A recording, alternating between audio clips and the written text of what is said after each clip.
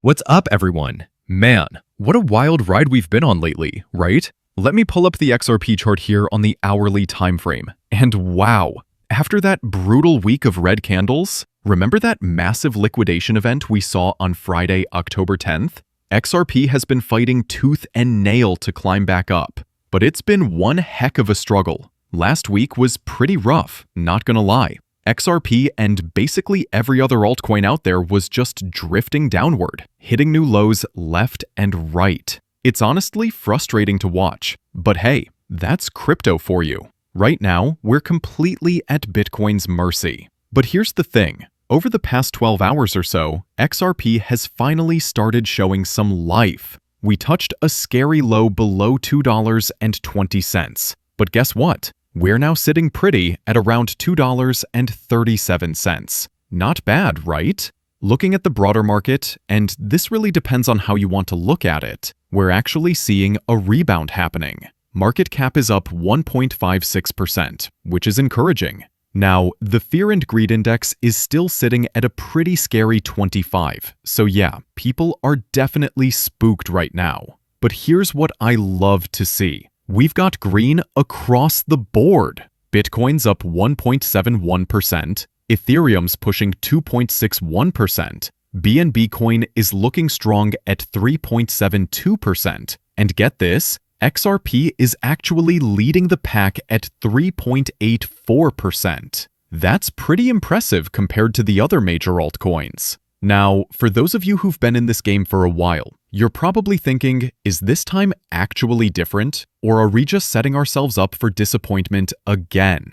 I came across this really interesting post from Stock Money Lizard that got me thinking. He's saying the whole crypto market, especially altcoins, has been absolutely devastating. Not just recently, but over the past few years in general. While Bitcoin has been steadily climbing since 2023, most of us didn't really feel that difference. Sure, we had some decent pumps with coins like Sui and Solana, but let's be honest, the majority of altcoins just didn't deliver. And here's what really hit home for me.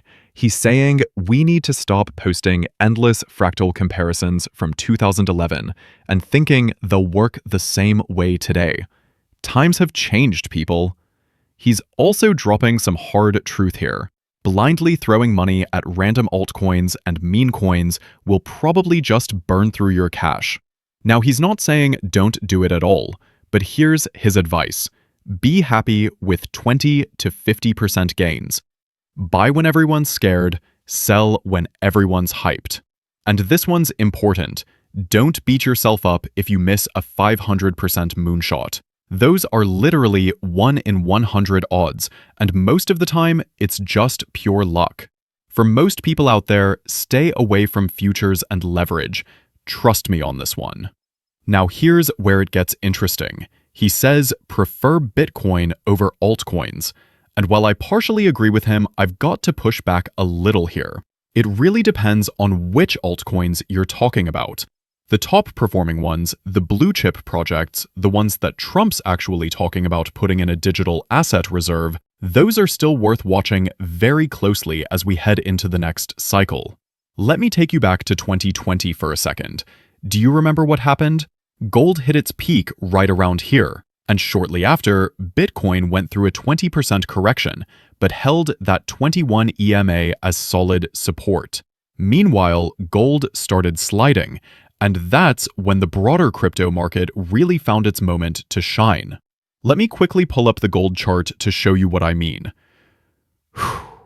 And there we have it, gold on the hourly time frame. It did slide a bit, but just like crypto, it's showing signs of a rebound. The parallels are pretty interesting when you think about it, and it makes you wonder, are we setting up for something similar right now? Now here's what I really want to show you. Let's pull up gold on the weekly chart. Check this out. After around August 2020, we saw gold start to slide big time. Gold was absolutely crushing it before that point. Super bullish all the way up until here. But then from August into the second half of 2020, it hit a wall and started sliding down. Fast forward to 2021, and gold was just chopping sideways. going absolutely nowhere. Then in 2022, it formed this classic double top pattern and just completely collapsed from there. Now, here's where it gets really interesting. Let's compare that to Bitcoin. The first major sign of decline for gold was August 2020, right? When we look at Bitcoin's weekly chart, August 2020 was right around here. And what happened after that point? Boom! Bitcoin absolutely exploded to the upside, making several new all-time highs and climbing another 520%. Now, I'm not saying we're going to see another 520% move, but as gold starts slipping again, it might be worth paying very close attention to what happens next in crypto. Speaking of market analysis, I came across this really insightful thread from Honey on Twitter. She's saying, "Good morning. I've been quietly watching over the last few days, and I've noticed how the trend shifted after October 10th. Most people are calling this the start of a bear market, but she's not so sure about that. Here's her take. She thinks the market could still hit new all-time highs by quarter 4. And get this, she's been using these magic lines, as she calls them, the daily 200 EMA indicators, for a long time now. She says this strategy has worked 7 out of 10 times, which is pretty solid. When you look at these charts with those specific indicators plotted, we're still trading above those key levels. Right now, Bitcoin, Ethereum, and Solana are all hovering around these lines, which makes her believe we're still very much in bullish territory, not at the start of a bear market. She's holding all her spot positions and patiently waiting for higher prices over the next few weeks. Smart move, if you ask me." But here's the million-dollar question. What if this really is the start of a bear market? Well, she's got an answer for that too. Look at this second chart. She's showing the 1-week 50-day moving average, and closing below it would signal the official start of a bear market. The key thing here? We're still not closing below that level. Whew. Her exact words, "Until we close weekly below $101,000 for Bitcoin, I'm going to assume we play this as a bull market. If we close below that, then it's officially bear market time." So for her, $101,000 is the magic number. That's her drop-dead signal. Let me throw the Bitcoin daily chart back up here. There you have it, $101,000. You can see that level brings us right down to the bottom of these candlestick bodies from back in June. We're still comfortably above that level, so hopefully Bitcoin can hold this support. Honestly, I still don't think we're in a bear market either. All right, there's tons more to cover today. Ondo Finance just told the SEC to pump the brakes on Nasdaq's tokenized security plan. Chad Steingraber shared what I think is the actual letter. I believe he transcribed parts of it. I'll link this in the description, but I won't read through the whole thing right now. But here's the gist of what's happening. Ondo Finance is basically telling the SEC to hold off on Nasdaq's tokenized security plans. They're urging the SEC to either delay or completely reject Nasdaq's proposal to trade tokenized securities. And their reasoning is pretty solid. They're saying it lacks transparency and could give the big established market players an unfair advantage. Now here's what makes this really interesting. Ondo Finance is actually a Ripple partner. So they're coming out and saying, hey, we need to make sure we do this right, because we absolutely cannot give these legacy financial giants a leg up in this new system. In their Wednesday letter to regulators, Ondo, which is a blockchain company that creates tokenized versions of traditional assets, said that regulators and investors simply can't fairly evaluate Nasdaq's proposal without public details on how the DTC, that's the depository trust company, will handle blockchain settlements. They need clarity before moving forward, which makes total sense. While they do acknowledge and support Nasdaq's move towards tokenization, Ondo is warning that Nasdaq's use of non-public information creates differential access that basically shuts out other firms from having a fair opportunity to comment. That's not cool. There are more details in that letter, but the bottom line is this. There's definitely a push for tokenized stocks happening, but we absolutely have to be on a level playing field. And Ondo Finance is pointing out that the way things are currently set up, we just aren't there yet. This whole debate about tokenizing Nasdaq stocks is happening while several platforms have already launched or are planning to launch tokenized versions of US equities. Perfect example.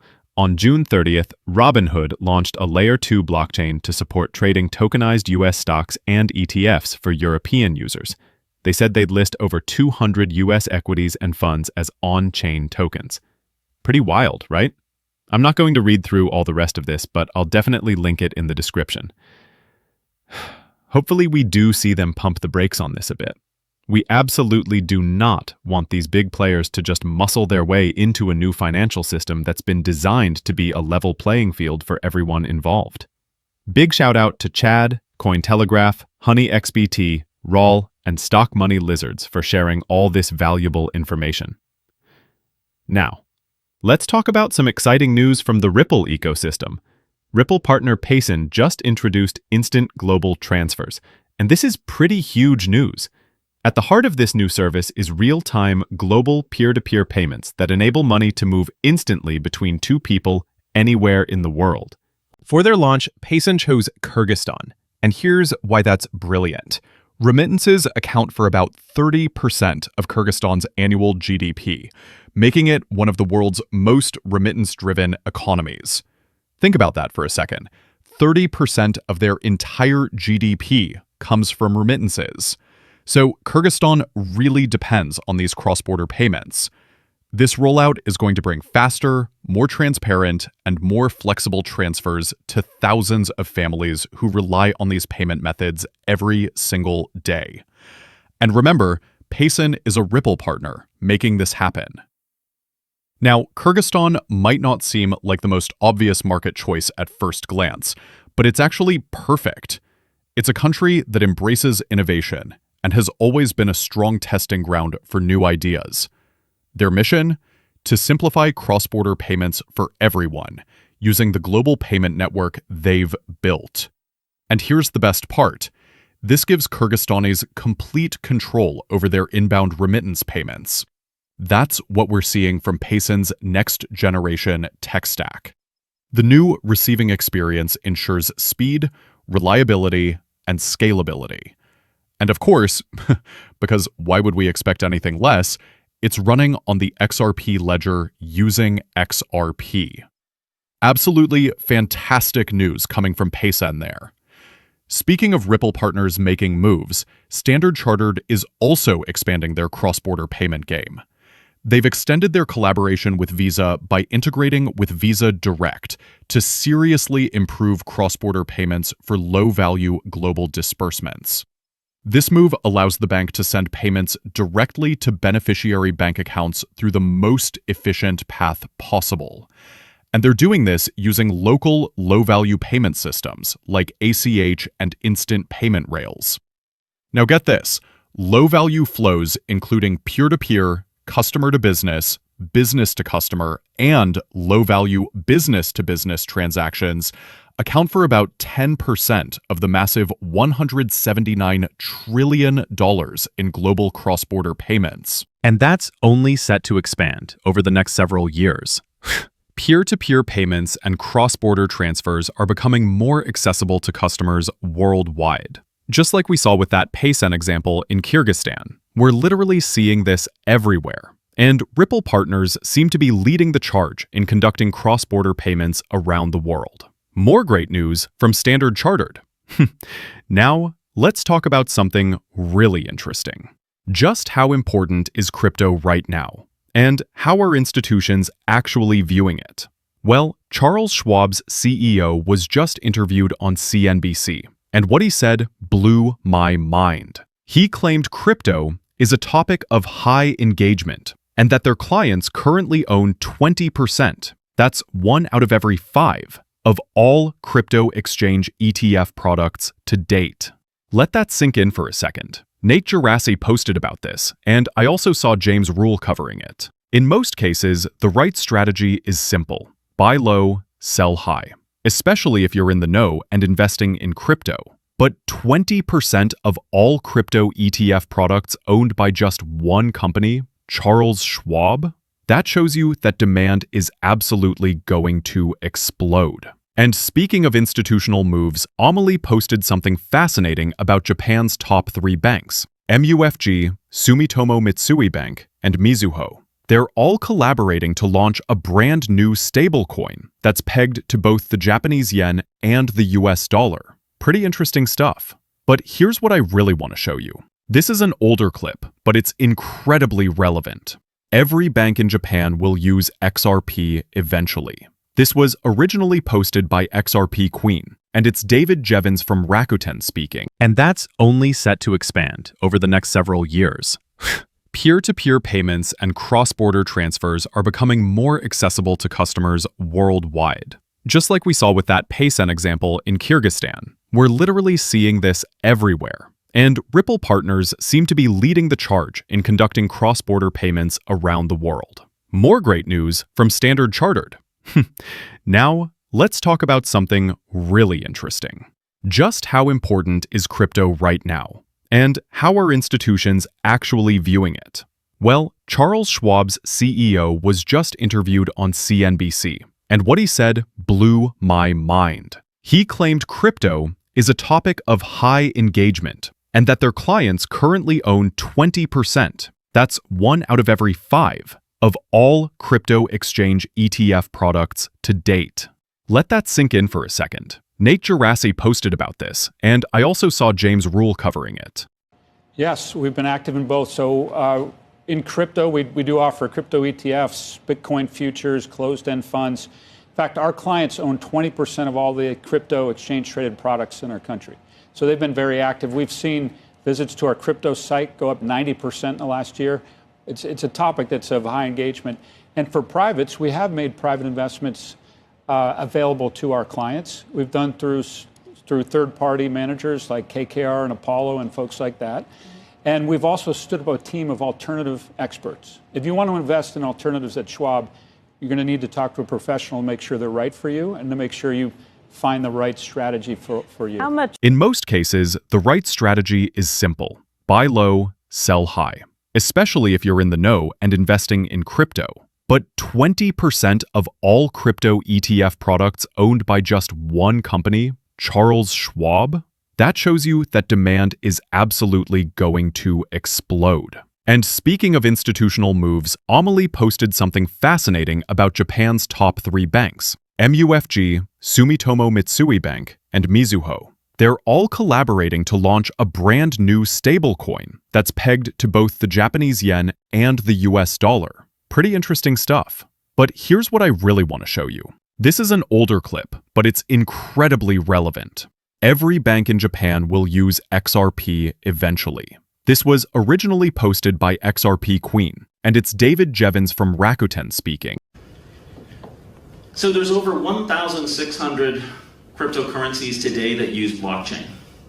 So all of us have probably heard about Bitcoin, some of us about Ethereum. In Japan, almost every bank is starting to work with something called XRP, or you may know it as Ripple. And there's many others. Jevons said this years ago, and now look what's happening. Japan's top banks have joined forces to issue their first yen-pegged stablecoin. Here's the kicker. I want to remind you that Mitsubishi UFJ Financial Group, MUFG, Sumitomo Mitsui Bank, and Mizuho Financial Group, all 3 of these major banks committed to running on RippleNet way back in 2017. You can see it right here. Sumitomo Mitsui, MUFG, joins Ripple's Japanese banking consortium. We've got Sumitomo Mitsui Bank, MUFG, and Mizuho, the exact same banks that are now collaborating on this stablecoin pegged to the Japanese yen. According to local reports, this new stablecoin will also be pegged to the US dollar. Now, I'll be honest with you, I'm not entirely sure how that's going to work mechanically, but it definitely sounds interesting. There's clearly a big drive for stablecoin adoption happening. The goal of this initiative is to create a single platform for stablecoin payments that will streamline settlement processes and lower costs for businesses by enabling much smoother cross-border transactions, basically making payment processes way more efficient. I'm wondering if this is some kind of stablecoin where they know they'll need to transact in US dollars, but they also want it somehow denominated in Japanese yen. Again, like I said, I'm not entirely sure how you can have a stablecoin pegged to 2 separate currencies at the same time, but I thought it was really interesting to share with you guys. Now, remember that XRP is coming out with the RLEUR, and I wanted to bring this up because of this particular story. I don't know if you guys remember, but when you type in RLEUR, and I've demonstrated this in some of my other videos, you type that in and it directs you straight to Ripple's webpage. As you can see, it goes directly to Ripple's site. So I thought to myself, why not try typing in RLJPY? And as you can see, I've already done it, RLJPY.com.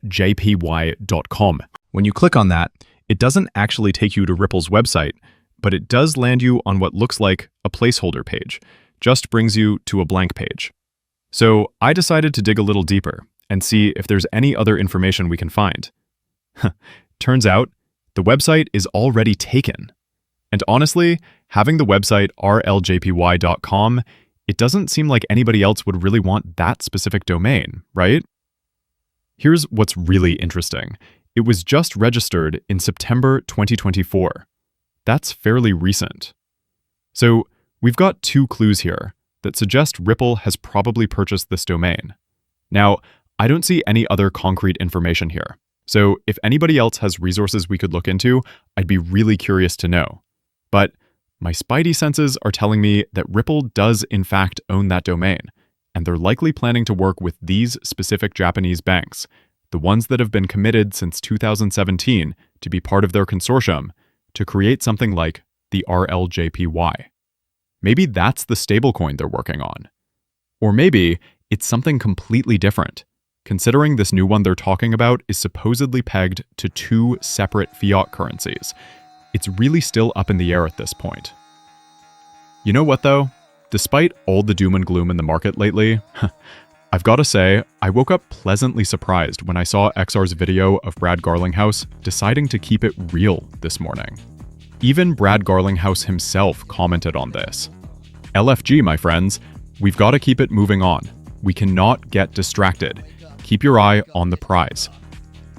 And that's exactly the mindset we need right now.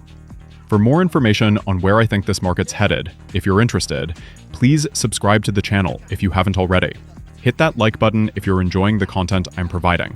I always love hearing your thoughts in the comments section. See you in the next one, guys.